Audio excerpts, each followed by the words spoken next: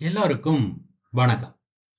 இன்னைக்கான காணொளியில் DC காமிக்ஸோடைய absolute யூனிவர்ஸை சேர்ந்த அப்சல்யூட் ஃப்ளாஷ் அப்படிங்கிற கதையுடைய முதல் தொகுதியை குறித்து நாம் அப்படியே கதை பேசுவோம். வாங்க பேசலாம். இந்த கதையும் நேர்போக்கற்ற நான் லீனியரான ஒரு கதை. இந்த கதையின் மைய கதாபாத்திரம் வாலஸ் வெஸ்ட் அப்படிங்கிற வேலி வெஸ்ட். இவன் ஒரு 15 வயது மதிக்கத்தக்க ஒரு பையன். என்னுடைய தந்தை ரோடி வெஸ்ட், அவர் கர்னல். வேலி வெஸ்ட்டும் அவனுடைய தந்தையான ரோடியும் ஃபோர்ட் ஃபாக்ஸ் அப்படிங்கிற ஒரு இராணுவ தளத்தில் இருக்கிறாங்க. அதாவது இந்த வேலியுடைய தந்தை அடிக்கடி பணி மாறுதல் மாதிரி வெவ்வேறு ஊர்களுக்கு போகிறதுனால வேலிக்கு நிலையான நண்பர்கள் கிடையாது. அவன் அதிகமாக தனிமையை உணரக்கூடிய ஒருத்தன். அவனுடைய தாயும் இறந்து போயிட்டதுனால அவனுடைய தனிமை இன்னுமே அதிகமாக இருக்கும். இந்த ஃபோர்ட் ஃபாக்ஸ் இராணுவ தளத்தில் அரசாங்கத்துடைய ஒரு ஆராய்ச்சி திட்டத்திற்கான செயல்பாடு நடந்துட்டு இருக்கும். அந்த ஆராய்ச்சி திட்டத்தோட பேர் ப்ராஜெக்ட் ஒலிம்பஸ் அப்படின்னு அழைக்கப்படும்.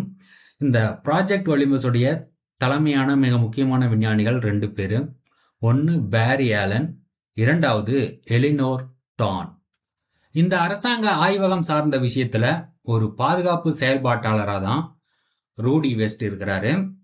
இப்படி இருக்கிற நேரத்தில் ஒரு நாள் நம்ம வேலி வெஸ்ட்டை பேரி ஆலன் தன்னுடைய ஆய்வு சார்ந்த விஷயங்களுக்குள்ள கூட்டிட்டு போய் அங்கே என்ன இருக்கு அப்படிங்கிறத காட்டுறார். அங்கே இருக்கிற விஷயங்கள்லாம் ரொம்ப வியப்புக்குரியதாகவும் ரொம்ப பெரிய அளவிலான கருவியாகவும் இருக்கிறதுனால வேலி ரொம்பவுமே வியந்து போகிறான். அது மட்டும் இல்லாமல் பேரி ஆலன் வேலைக்கு நீ ரொம்ப புத்திசாலி பையனாக தெரிகிற, உன்னுடைய வகுப்பு சார்ந்த விஷயங்கள்லாம் பார்க்கும்போது நீ ரொம்ப புத்திசாலியாக தெரிகிற, அதனால நீயும் என் கூட சேர்ந்து இந்த விஷயங்களில் ஒரு பகுதி நேர வேலைக்காரனா என் கூட சேர்ந்து வேலை செய்யலாமே அப்படின்னு கேட்குறான். இப்படி இவங்க 2 பேரும் பேசிகிட்டு இருக்கும் போதே வேலையோடைய அப்பாவான ரூடி அங்கே நம்ம பேரியை எச்சரிக்கிறார். இது சார்ந்த விஷயங்களில் என் பையனை உள்ளே இழுக்காத, 2வது இவனோட பழகாத, இங்கே இருக்கிற விஷயங்கள் எல்லாமே அரசு சார்ந்த பாதுகாப்பு சார்ந்த ரகசியமான விஷயங்கள், இது எதோடும் அவன் சம்மந்தப்படுறதை நான் விரும்பலை அப்படின்னு கோபமாக பேசிடுறாரு. அது மட்டும் இல்லாமல் வேலைக்கிட்டையும் அவர் ரொம்ப கோபமாக பேசுறதுனால வேலை அங்கேருந்து கோச்சிக்கிட்டு வெளியேறி போயிடுறான். மறுநாள் தன்னுடைய மகனான வேலைக்கிட்ட சமாதானம் பேச போறாரு ரூடி. ஆனால் அந்த சமாதானமும் முழுமையாக ஆகாமல் அவங்களுக்குள்ள வாக்குவாதம் வேலை வீட்டை விட்டு வெளியேறி போகிறான். அப்படி வெளியேறி வரவன் வேறையோடைய ஆய்வு கூடத்தில் வித்தியாசமான ஒளி சார்ந்த விஷயங்கள் வெளிப்படுறதை பார்த்துட்டு அந்த ஆய்வு கூடத்துக்குள்ளே நுழையிறான். அப்படி அவன் நுழையும் போது முகப்பிலேயே ஒரு பச்சை வகையான குரங்கு ஒரு கூண்டுக்குள்ளே வச்சுக்கப்பட்டிருக்கும். அது அவனை பயமுறுத்திடும். அவன் ரொம்ப பயந்து போய் ஆய்வுக்கூடத்தோடைய உள்பகுதிக்குள்ளே பேரி பேரி அப்படின்னு கூப்பிட்டு உள்ளுக்குள்ளே போவான். அப்படி போகும்போது பேரி ஆலன் முறையான பாதுகாப்பு உடைகளை அணிந்து கொண்டு ஒரு வித்தியாசமான கட்டமைப்பில் இருப்பான். அங்கே சிவப்பு வண்ண ஆற்றல் அமைப்பானது ரொம்ப பெரிய அளவில் பரவி இருக்கும். இந்த இடத்துல பேரி வேலையை திரும்பி பார்த்து இங்கே வராத, இங்கேருந்து ஓடிப்போ அப்படின்னு எச்சரிப்பான். ஆனால் வேலை அதுக்குள்ளேயே அந்த ஆற்றலால் பிடிக்கப்பட்டுருவான். இது எதிர்பார்க்காம நடக்கிற ஒரு விஷயமா இருக்கும். இதனால் என்ன ஆயிருன்னா அந்த ஆற்றலானது முழுமையாக வேலை வெஸ்ட்டை உள்வாங்கி அவனை அப்படியே அங்கே இல்லாத மாதிரி பண்ணிடும். இந்த இடத்துல பேரி ரொம்ப பயந்து போவான். அதே நேரத்துக்கு ரூடியும் அங்கே வருவார். வந்தவர் நம்ம பேரியை பிடிச்சி தாக்க ஆரம்பிச்சிருவார். என் மகனோட சம்மந்தப்படாத அவங்க கூட பேசாத நான் சொன்னனே, இப்போ அவனுக்கு பெரிய தீங்கு பண்ணிட்ட போல இருக்கே அப்படின்னு அவர் அடிப்பார். அதே நேரத்திற்கு இப்படி காணாமல் போன வேலை வெஸ்ட் என்ன பண்ணுவான்னா அவன் மீண்டும் அந்த சிவப்பு ஒளி போல மீண்டும் ஒருங்கிணைஞ்சு அவன் வேலை வெஸ்ட்டாக மாறும். அதாவது மீண்டும் அவனுக்கு அந்த பழைய உருவம் வரும். அப்போ நம்ம பேரி பதட்டப்படாமல் அமைதியாயிரு, நாம் சரி பண்ணிடலாம் அப்படின்ட்டு அவனை நெருங்கி போய் பேச முற்படுவார். அந்த நேரத்தில் வேலை வெஸ்ட் ரொம்ப பயந்து போயிருப்பான். அதனால் அவன் என்ன பண்ணுவான்னா அந்த இடத்த விட்டு ஓடணும் அப்படின்னு நினச்சி அங்கேருந்து வெளியேறி ஓடுவான். அப்படி ஓடும்போது வேலை வெஸ்டின் மீது இருக்கக்கூடிய அந்த ஆற்றல் தன்மையானது பேரி ஆலனோட பிணைஞ்சே இருக்கும். எவ்வளோ வேகமாக வேலை வெஸ்ட் ஓடினாலும் அவனோடு ஒட்டுமொத்தமாக இழுத்து செல்லப்படுவான் பேரி ஆலன். அப்படி இழுத்து செல்லப்பட்டதுனால ரொம்ப மோசமான ஒரு மரணத்தை சென்றடைவான் பேரி ஆலன். அவனுடைய தோல் எல்லாம் பிஞ்சு போயிடும். கடைசியில் அவனுடைய மண்டையோடு எலும்புக்கூடு போன்ற ஒரு தன்மைக்கு வந்துடுவான்.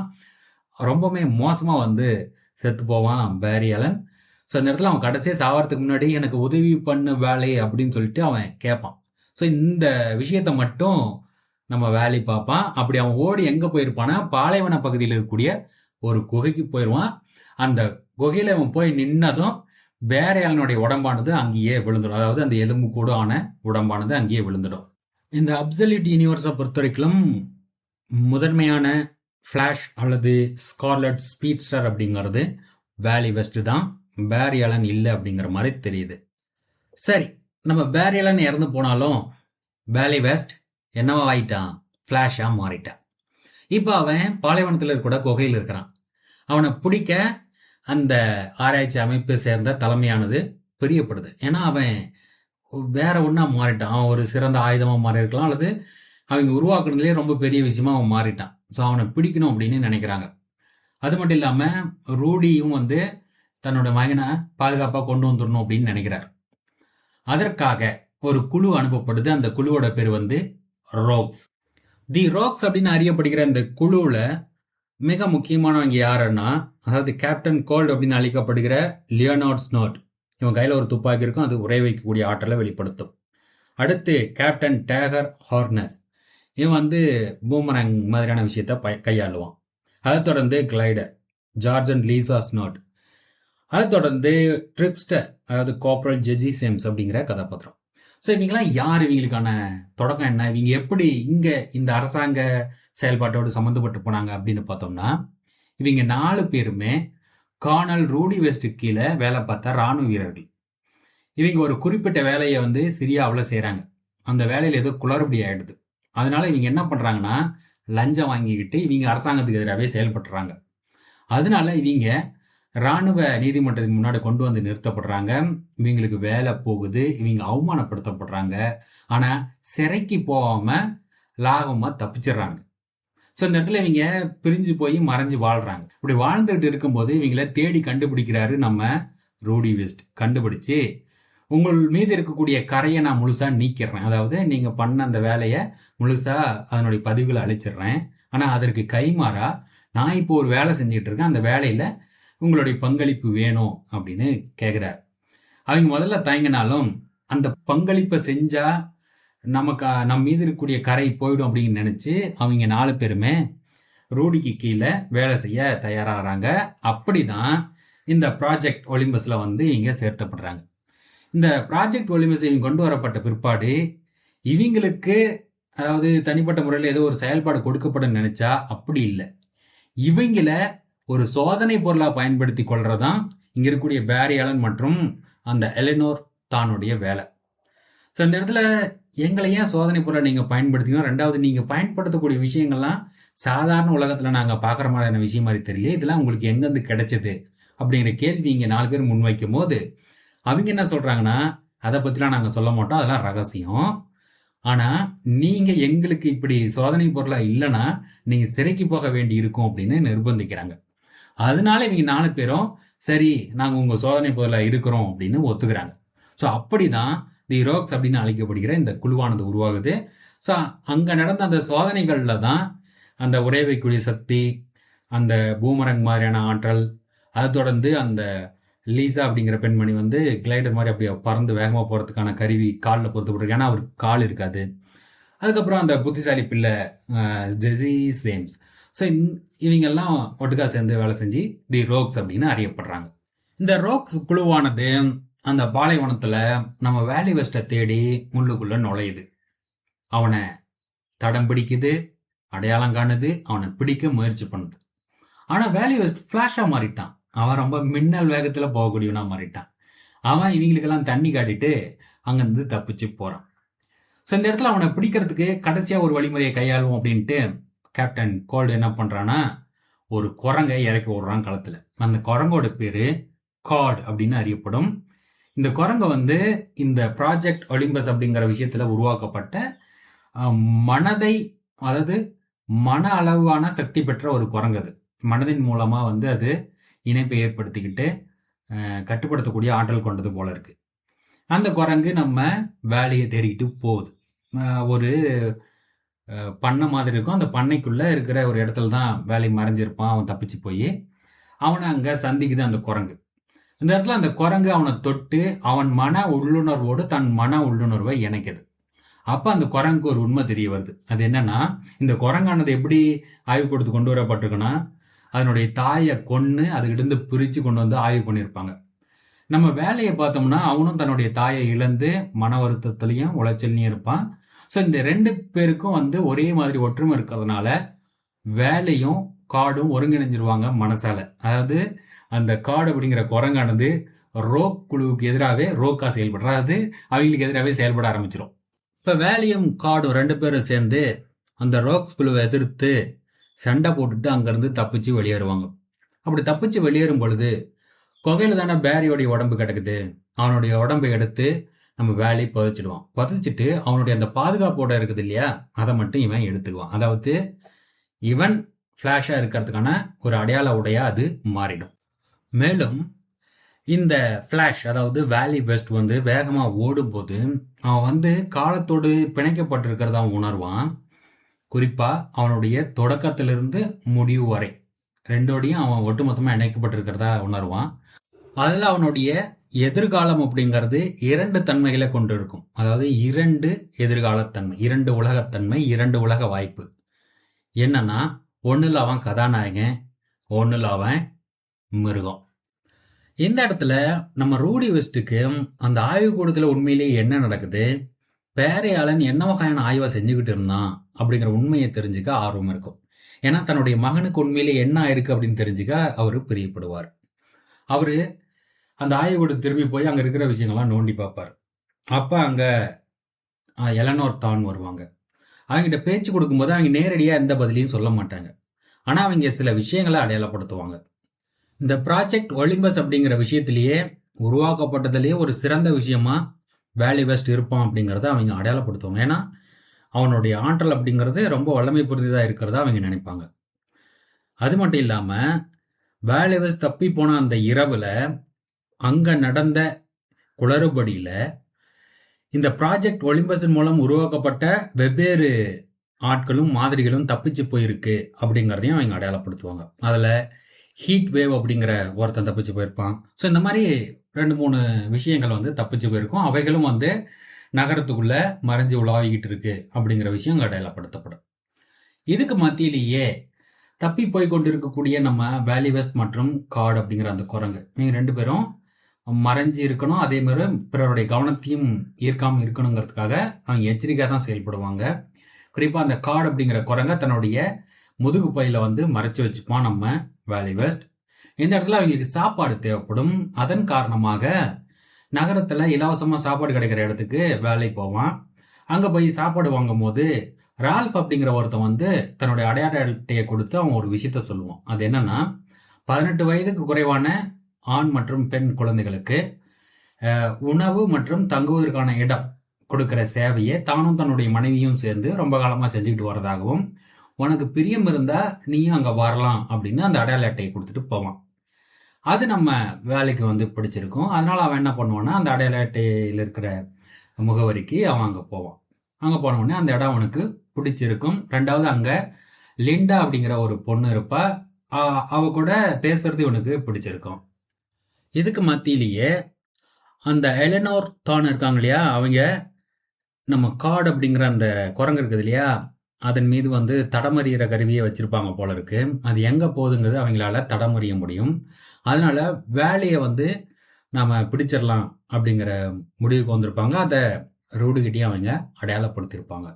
இதே நேரத்துக்கு வேலை வேஸ்ட் தங்கிருக்கக்கூடிய அந்த இடம் அவனுக்கு பிடிச்சிருக்கிறதுனால தாங்கிட்ட இருக்கக்கூடிய அந்த காடு அப்படிங்கிற குரங்குகிட்ட நம்ம இங்கேயே தங்கிலாமா அப்படின்னு சொல்லிட்டு அவன் கேட்கும் போது தான் குரங்கு அங்கேருந்து வெளியேறி போய்க்கிறத அவன் பார்ப்பான். அதன் அடிப்பில் அந்த குரங்கை பின்தொடர்ந்து அவன் போவான். அது எங்கே போகுது அப்படின்ட்டு. அது பாதாள சாக்கடை உள்ளே போகும். அதாவது அவனை கூட்டிக்கிட்டு தான் போகும்.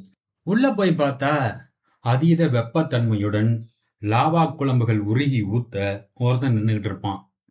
அது யார் அப்படின்னா, ப்ராஜெக்ட் ஒலிம்பஸ் அப்படிங்கிற திட்டத்தின் கீழே சோதனை பொருளாக பயன்படுத்தப்பட்ட மெக்ரோரி அப்படிங்கிற ஒருத்தன்.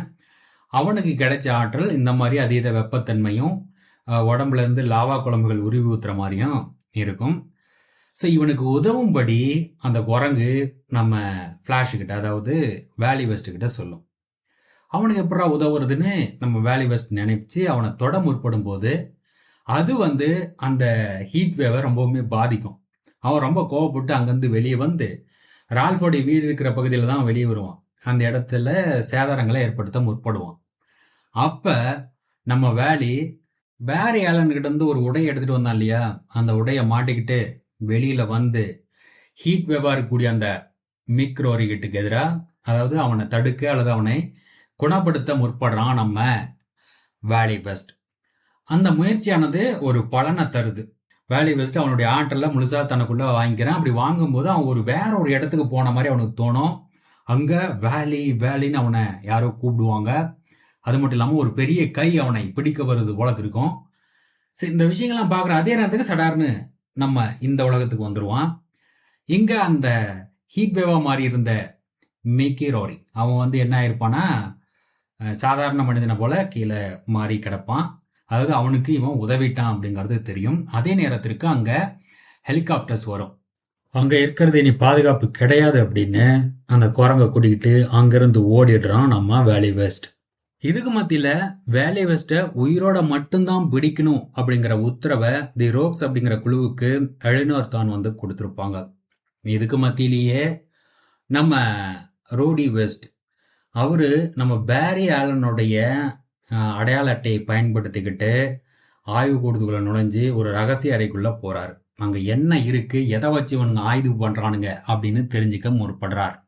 அவர் கண்டுபிடிக்கிற விஷயம் என்னன்னா, அங்க ஒரு வேற்றுலக விண்கப்பல் இருக்கிறதும், அதாவது வேற்றுலக தொழில்நுட்பம் இருக்கக்கூடிய விண்கப்பல் இருக்கிறதும், வேற்றுலகத்தான்கள் சிலர், வித்தியாசமான உயிரினங்கள் சில அங்கு கண்ணாடி குடுவைகள் அடைச்சி வைக்கப்பட்டிருக்கிறதையும் அவரு பாரார். அப்பதான் ரூடிக்கு புரியுது, நாம ஏதோ ஒரு பைதிகாரத்தனமான வேலையை பண்ணியிருக்கோம், நம்ம பெரிய தப்பு பண்ணிட்டோம் அப்படிங்கிறது அவருக்கு புரியுது. ஏன்னா இங்க வேலைக்கு வந்தது பெரிய தப்பு அப்படின்னு அவருக்கு புரியுது. உடனே தன்னுடைய திறன்பேசி எடுக்கிறார். எடுத்து தன்னுடைய மகனை தொடர்பு கொள்றார். அவருக்கு நம்பிக்கை இல்லை தன்னுடைய மகன் வந்து அவனுடைய திறன்பேசியை எடுத்து பேசுவான்னு.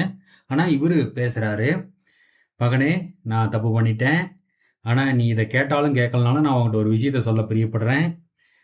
உன்னுடைய அம்மா வந்து இறந்து போனதுக்கு நீ காரணம் கிடையாது, அதே நேரம் நான் உன்னை நேசிக்கிறேன், அவளும் உன்னை நேசிச்சா அப்படின்னு சொல்லும்போது எதிர் பக்கத்தில் குறிப்பாக நம்ம வேலி வந்து பேசுவது போல தெரியுது. அவன் சொல்கிறான், நீங்கள் தான் உண்மையிலேயே பேசுகிறீங்களா, நான் ரொம்ப பயந்து போயிருக்கேன், எனக்கு ஏதோ நடந்துருச்சு அப்படின்னு அவன் சொல்கிறான். அப்போ நம்ம ரூடிய சிலர் மட்டைக்கு பிடிக்கிறாங்க. அது வேற யாரும் கிடையாது, எலினோர் தானுடைய ஆட்கள் தான். அதே நேரத்திற்கு எலினோர் தான் அந்த திறன்பேசியை உடைகிறார். இந்த இடத்துல இந்த முதல் தொகுதி முடிவடையுது.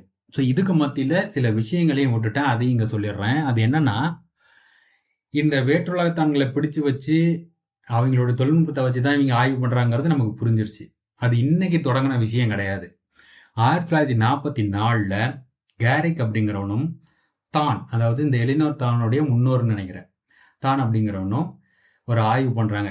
எப்படி இங்கே பேரி ஆலனும் இந்த எலினோர் தானனும் ஆய்வு பண்ணுறாங்களோ அது போல் அந்த ஆய்வு வந்து ஏதோ ஒரு மோசமான விளைவு ஏற்படவே அந்த கேரிக் அப்படிங்கிறவன் அதை நிறுத்த முற்படுறான். ஆனால் அந்த தான் அப்படிங்கிறவன் அந்த கேரிக்கை அந்த விஷயத்துக்குள்ளேயே தள்ளி விட்டு அவனை இல்லாமல் பண்ணிடுறான். ஸோ இந்த விஷயமும் இங்கு அடையாளப்படுத்தப்படும். அதாவது இது இன்றைய விஷயம் கிடையாது, இது ரொம்ப காலமாக இந்த ஆய்வு சார்ந்த விஷயங்களில் வில்லங்கங்கள் நடந்துக்கிட்டு இருக்கு அப்படிங்கிறத அடையாளப்படுத்துகிற மாதிரி இந்த கதை இருக்கும். உங்களுடைய கருத்தை சொல்லிட்டு போங்க. நன்றி, வணக்கம்.